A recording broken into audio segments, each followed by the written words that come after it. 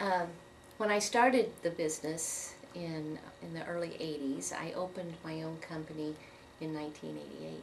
And at that time, my children were teenagers.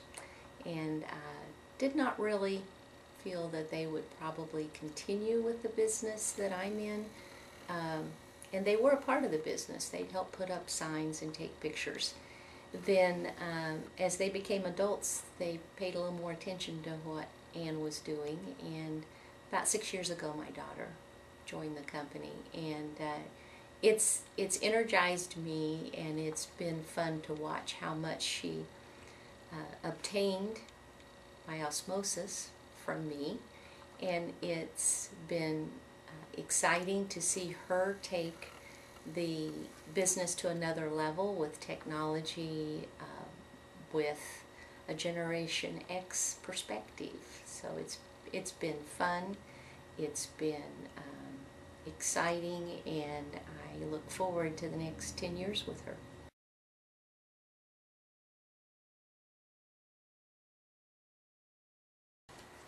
It's been a very important part of my career. I had a broker that was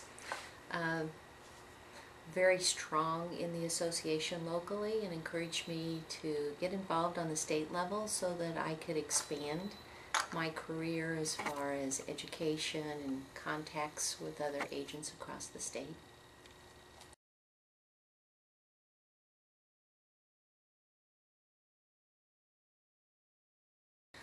I feel in real estate that it's more than selling homes. It's helping the clients understand what we do on a state level, and that is with our elected officials. There are sometimes issues that affect mortgage interest deductions, property rights that impact them as they own their properties and sell them and purchase them. And so in that interest, I took my career to another level and found that it was important to educate our elected officials, and the State Association was a good venue for that. And I became involved with governmental affairs early in my career, and Senate Bill 66, which had to do with affiliated business, was a passion of mine, and we actually helped change legislation on that.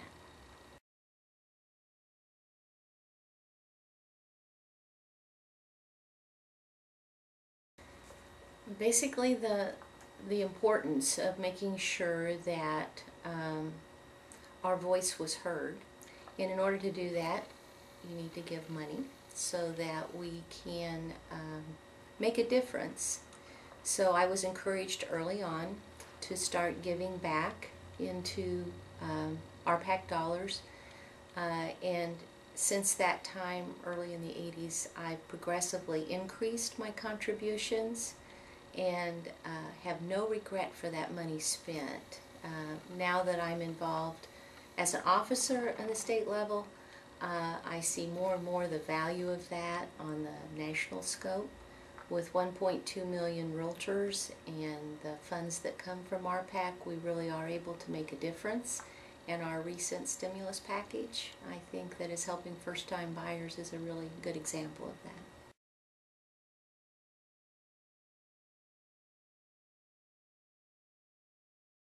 I was fortunate to have a broker that was very involved in the community and put a strong emphasis on education.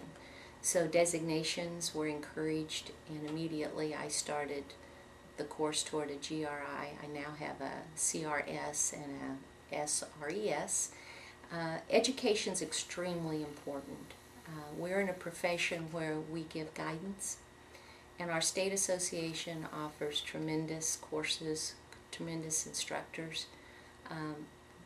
Number one priority should be to obtain your designations and to spend the time to become well educated. On a local front, you should know your city officials, know zoning, and that's important. Again, our clients look to us for knowledge, and if we don't have it, we're falling short of the mark.